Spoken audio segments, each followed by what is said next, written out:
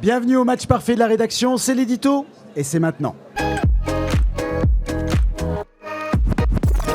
Le match parfait de la rédaction en partenariat avec Bref Éco, Corinne Delille, rédactrice en chef. Merci d'être là, Corinne. Merci Philippe, ça va et toi?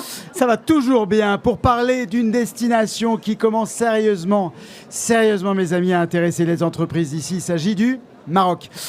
Loin des clichés traditionnels, parfois de certaines idées reçues, le Maroc est aujourd'hui à l'image de ses footballeurs, l'Atlas, le lion de l'Atlas qui séduit avec une économie en expansion, des réformes qui apportent leurs fruits et une stabilité reconnue.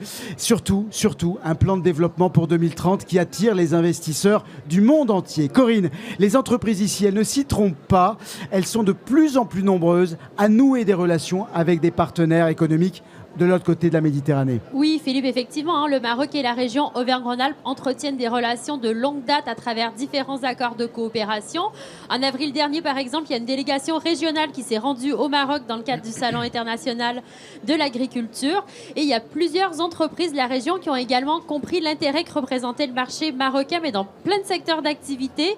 Dans l'IA, par exemple, il y a Araïco qui, après le Québec et la Suisse, vivent désormais un développement au Maroc. Dans un autre domaine, celui de la sécurité, l'entrepreneur lyonnais Simon Oyek a choisi le Maroc comme tête de pont pour son développement en Afrique francophone. Et tout autre domaine aussi, dans le tourisme, le lyonnais Utopia, qui est bien connu pour ses campings. Pour ses tentes, voilà. Voilà, exactement. Regarde aussi du côté marocain. Donc, autant dire que le Maroc attire bon nombre de secteurs d'activité. Effectivement, le Maroc semble une destination où il fait bon entreprendre. C'est ce que nous allons vérifier avec nos invités. On va surtout voir comment s'y prendre pour nouer des partenariats d'affaires solides, durables avec les acteurs économiques de ce pays. Autour du plateau pour en parler, Benjamin Bonnel, président de Expand in Africa, une société qui accompagne les sociétés du numérique françaises à s'installer en Afrique. Merci d'être avec nous. À vos côtés, Zineb Hatim, présidente de Réseau Maroc Entrepreneurs, qui rassemble pas moins, tenez-vous bien, de 12 000 acteurs économiques ici en France, issus de la diaspora marocaine. Merci d'avoir fait le déplacement jusqu'au plateau. Et enfin, une personnalité lyonnaise qui fait le trait d'union idéal, si j'ose dire, entre la France et le Maroc. Sanaïfak, SIAACT, entrepreneur engagé qui accompagne depuis plusieurs années les entreprises du Maroc à s'installer en France et inversement. Merci d'être là, Sana. Alors j'ai une première question pour vous, Benjamin Bonnel. On parle du Maroc comme d'un nouvel Eldorado, d'une certaine manière, d'une porte d'entrée idéale pour l'Afrique. Est-ce que c'est le cas ? Eh bien oui, d'ailleurs, merci à tous et bonjour d'abord. Effectivement, le Maroc, c'est la porte d'entrée vers l'Afrique pour plusieurs raisons. Premièrement, culturelle, c'est un pont entre l'Europe et l'Afrique. On est au milieu de beaucoup de choses. C'est aussi une histoire avec les banques. Les banques marocaines sont présentes de partout sur le continent africain, donc elles permettent de faire des connexions. Et aussi grâce à la diaspora marocaine qui est très présente en Europe, qui vient faire ses études en France, retourne au Maroc et donc forcément garde des liens sur le long terme et nous permet de rentrer encore plus profondément sur le continent africain. Corinne. Oui, est-ce qu'il y a aujourd'hui... qu'est-ce qui fait aujourd'hui... Je ne vais pas y arriver. Bah oui, mais elle a été troublée parce qu'effectivement, le Maroc, ça crée une espèce d'effervescence comme ça. Et Corinne, elle s'est dit, je m'y vois déjà. Je suis au Maroc. Exactement. Qu'est-ce qui fait qu'aujourd'hui, une PME ou une ETE d'ici a intérêt à faire des affaires au Maroc, à y investir, à y ouvrir des bureaux ? Tiens, peut-être, allez Benjamin, continue.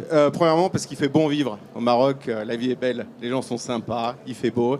Et deuxièmement, plus sérieusement, stabilité politique, c'est un pays stable qui marche bien.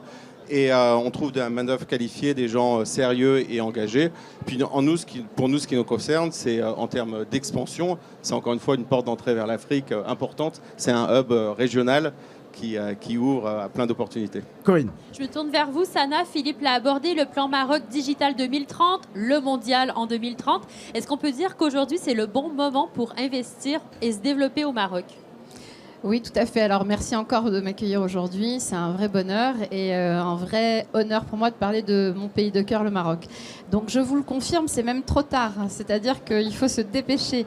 Vous avez cité 3 sociétés avec lesquelles j'ai collaboré et qui sont du pur jus lyonnais. à la société Byblos, Tessie, Araïco, que j'ai eu le loisir et le plaisir d'accompagner au Maroc pour leur implantation et leur développement commercial. Et ils ont anticipé des choses, effectivement, par rapport donc, à ces deux enjeux que nous avons à long terme, on va dire la Coupe du Monde 2030, mais aussi tout ce qui concerne la digitalisation, puisque vous avez évoqué le numérique. Et c'est un vrai sujet d'actualité, donc je vous encourage vivement à vous y rendre et à me solliciter pour vous accompagner. Et à ne pas perdre de temps, c'est bien ça qu'on a ressenti et qu'on a retenu. Zineb Hatim, les entrepreneurs marocains de la diaspora, ils le ressentent comment cet engouement, pas forcément soudain, mais ça fait plusieurs années déjà que le Maroc attire. Mais quand même, qu'est-ce qui fait que cet attrait, qui est relativement marqué par les entreprises françaises, est-ce qu'il provoque justement chez les entreprises marocaines, c'est une aubaine ou c'est plutôt vécu comme un réveil un petit peu soudain et un petit peu trop intrusif? Comment on le ressent? Alors déjà, par rapport, merci beaucoup Philippe en fait pour l'invitation, ravi d'être parmi vous aujourd'hui.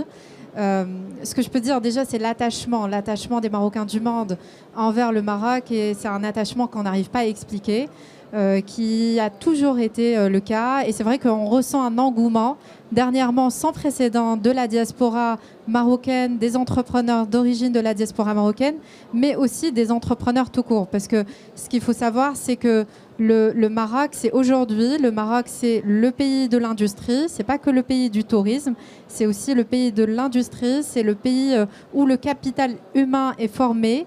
Il y a de la main-d'œuvre qui est bien formée, qui est là et qui travaille sur des projets qui sont structurants pour le continent africain. Donc ça veut dire que c'est plutôt bien vécu par les entreprises marocaines. Oui, complètement. Je pense qu'on est plutôt dans une coopération. Ouais. Le Maroc s'ouvre et les entreprises aussi, en fait, marocaines s'ouvrent pour coopérer avec d'autres entreprises. C'est une économie marocaine qui se tourne depuis près de 5 ans vers l'export. Est-ce qu'on peut considérer que l'export il se fait plutôt vers l'Afrique aujourd'hui ou vers d'autres territoires, dont l'Europe?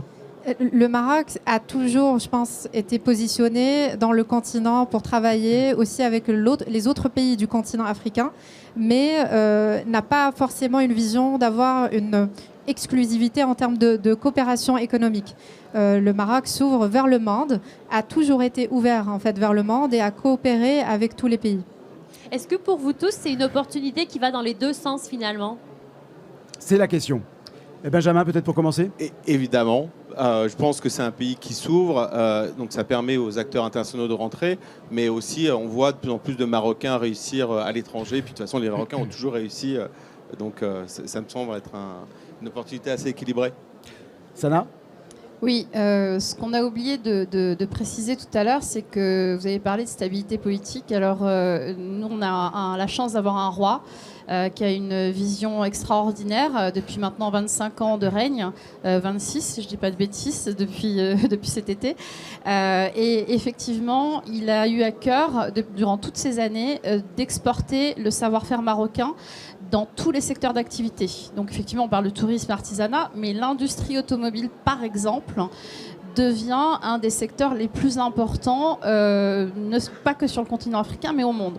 Et effectivement, on parlait de main-d'œuvre. Aujourd'hui, beaucoup de pays à l'étranger recherchent la main-d'œuvre et l'intellect marocain. Je pense notamment à des pays comme le Canada, par exemple, qui post-Covid a sollicité beaucoup de ressources humaines marocaines. Donc on a la chance d'avoir eu quelqu'un qui nous a guidés vers l'exportation et non pas que vers l'importation. Mais il faut le dire quand même, Sana, les cultures, et en particulier les cultures entrepreneuriales, sont différentes entre nos deux pays. Ces différences, elles se caractériseraient principalement par quoi, selon vous? Alors, très honnêtement, il y a plutôt 95% de similitudes entre la façon de fonctionner des entreprises françaises et des entreprises marocaines. Le droit du travail, par exemple, ou le droit des affaires est quasiment identique. Donc, dès qu'une entreprise française, quelle que soit la taille, souhaite venir au Maroc, c'est très facile parce qu'en termes de mindset économique, ça déroule tout de suite. Après, vous allez avoir des spécificités, comme vous avez des différences entre le nord de la France et Marseille, par exemple. Donc, honnêtement, il n'y a pas de sujet de ce point de vue-là. Mais si je pose la question, Sana, et après je donne la parole à Corinne, c'est comme pour tout entrepreneur qui part à l'étranger, c'est mise en garde quand même sur le fait qu'on n'arrive pas en terrain conquis. Une culture, ça s'apprend et ça se respecte. Absolument. Une chose importante, c'est l'humilité. Quel que soit le cercle d'affaires, cercle familial, etc., il faut toujours venir avec une dose d'humilité. Et une fois que la personne en face de vous a compris que vous étiez humble et que vous aviez envie d'apporter, pas que de prendre, eh bien tout se déroule très facilement. Et c'est la première des choses que je dis aux partenaires que j'accompagne. Zineb, comment un organisme comme le vôtre, justement, accompagne, aide à ce rapprochement des cultures entrepreneuriales? Oui. Alors, nous, on existe depuis 26 ans aussi. On a été créé, en fait, depuis 1999. Et donc, on accompagne plus de centaines de projets, de porteurs de projets, des entrepreneurs qui ont fait le pari, en fait, de s'installer au Maroc. Pas forcément que des Marocains, aussi des Marocains de cœur. Donc, nous, on a un réseau d'experts de la diaspora qui font le pont entre les deux cultures. Et c'est vrai, Sana, il a parlé en fait beaucoup de facilité, de similitude au niveau légal, au niveau infrastructure. Mais ce qui est différent, c'est les codes. Pour entreprendre, il faut avoir les codes du pays. Ça, c'est important. On en parle parce qu'on parle du Maroc, mais c'est le cas pour tous les pays du monde.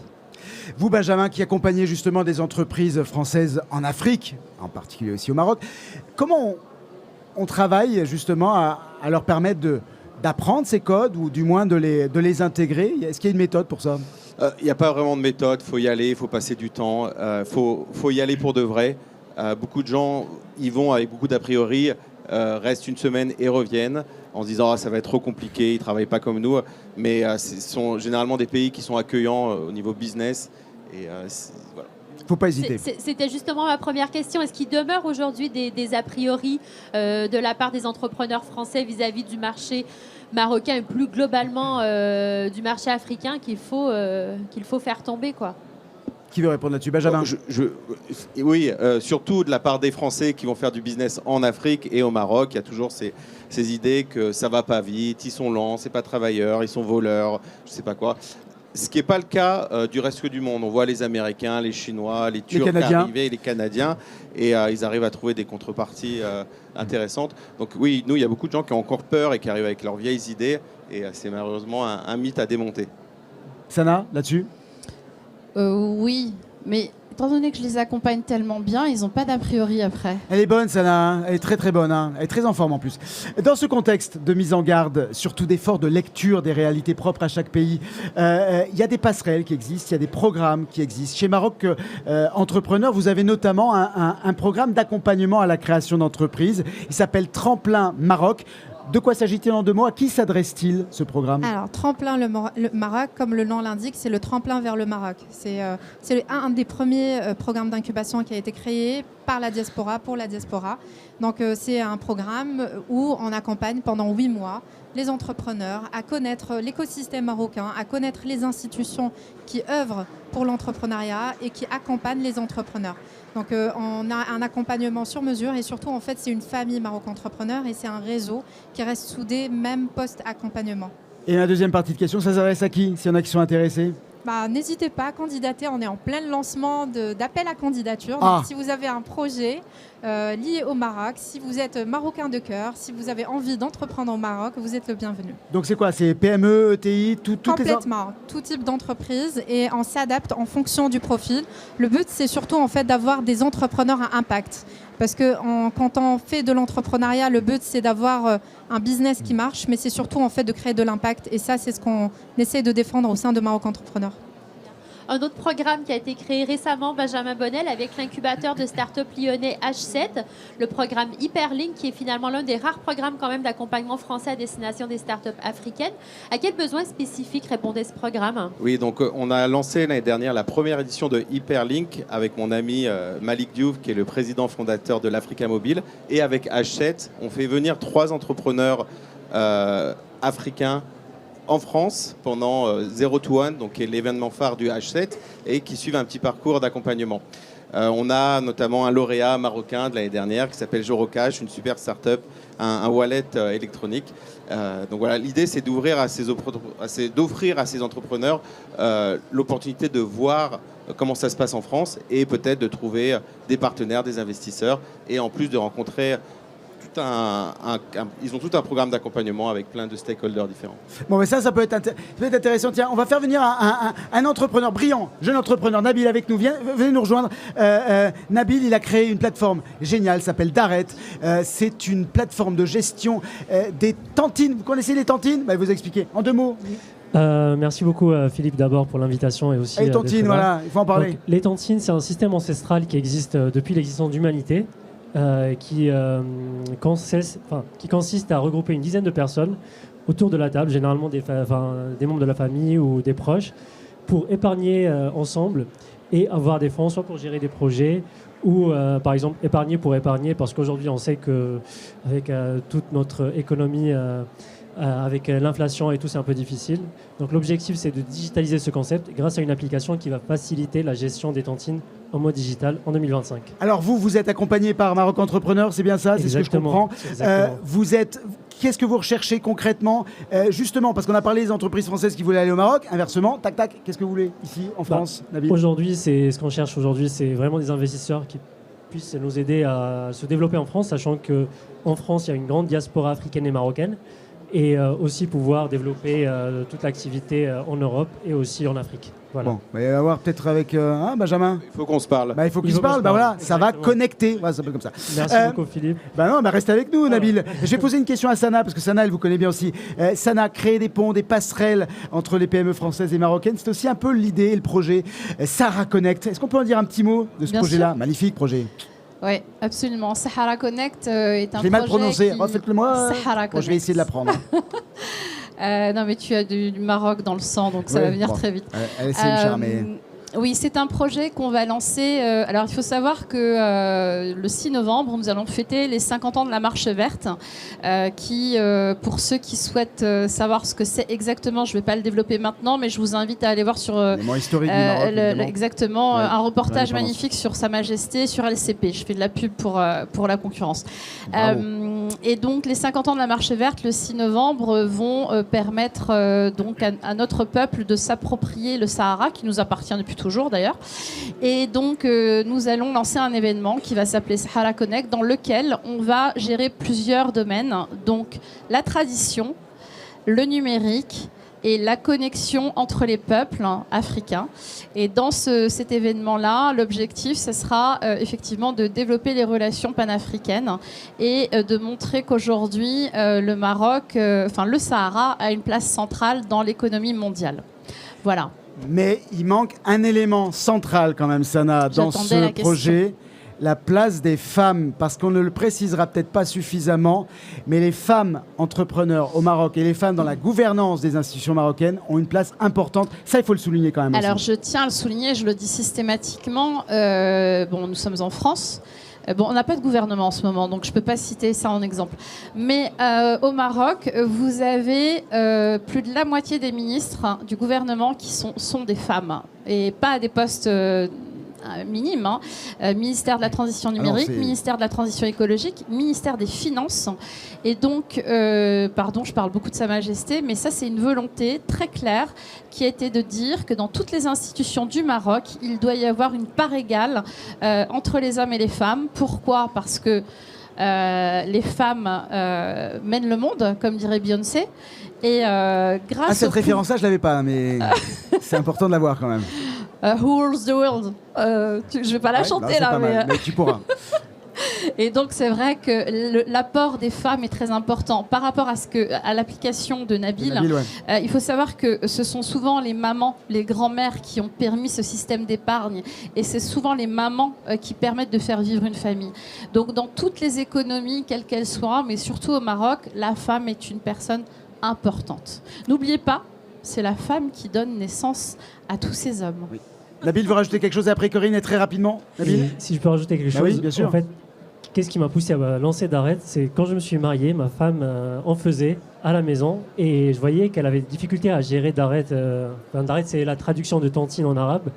Et c'est ça qui m'a poussé à lancer l'application. C'est grâce à une femme aujourd'hui que l'application est disponible. Les sur femmes, App Store madame. Et sur Play Store. Bravo madame, les femmes montrent l'exemple. Merci Corinne. Merci. J'ai envie de vous poser la question à tous dans un contexte économique qui est quand même largement dominé par la langue anglaise, hein, l'anglais, la langue des affaires. En quoi la francophonie peut constituer justement un levier de développement et d'essor pour un pays comme le Maroc, les entrepreneurs Alors, du moi, je Maroc? pense que c'est une excellente opportunité pour nous, encore une fois. On a 400 millions d'Africains qui parlent français. Parler la même langue, ça aide beaucoup. Dans beaucoup d'entreprises qu'on aide, qui sont anglophones, elles arrivent sur ces marchés. Rien que par la langue, c'est très compliqué. Donc nous, ça nous offre plein de chances de mieux réussir. Zineb? Je pense que ça unit aussi au niveau culturel, parce que la langue, c'est aussi une culture. Et une culture commune, en fait, ça permet aussi de créer de l'attachement, du lien, et ça peut aussi dénouer parfois les relations, et c'est super important, la langue. Et le français, la francophonie, il y en a beaucoup qui critiquent, parce que c'est pas forcément la tendance, c'est plutôt de parler en anglais, mais je pense que la francophonie aura toute sa place dans l'économie et dans les liens économiques. Sana? Alors, je voulais citer en exemple quelqu'un qu'on connaît tous les deux, J'ai eu peur. qui est Danielle Henkel, qui est une femme de la Canadienne. francophonie. Oui. Je tiens à lui rendre hommage parce que c'est quelqu'un qui se bat énormément. Aujourd'hui, elle est C'est sénatrice. l'ambassadrice des entrepreneurs francophones. Absolument. Cette francophonie, c'est pas que lié à la langue, c'est lié à la culture et à toute la tradition qui est derrière la francophonie. Donc oui, bien sûr, c'est un élément majeur. Et vous avez parlé de l'anglais. Effectivement, maintenant, l'anglais prend le pas sur le français, mais il n'empêche que dans le mindset, on est quand même en Afrique très francisé, en fait. C'est ici que se termine le match parfait de la rédaction. Merci à vous, Benjamin Bonnel, président de Expand in Africa, Zineb Hatim, présidente du réseau Maroc Entrepreneur, et Sana Ifak, présidente de la société SIA Act, et Nabil, merci d'avoir fait un passage au plateau pour cette magnifique plateforme qui est Daret. Merci à toi, Corinne. C'est la fin de ce match parfait de la rédaction en partenariat avec Bref Eco. Merci à vous.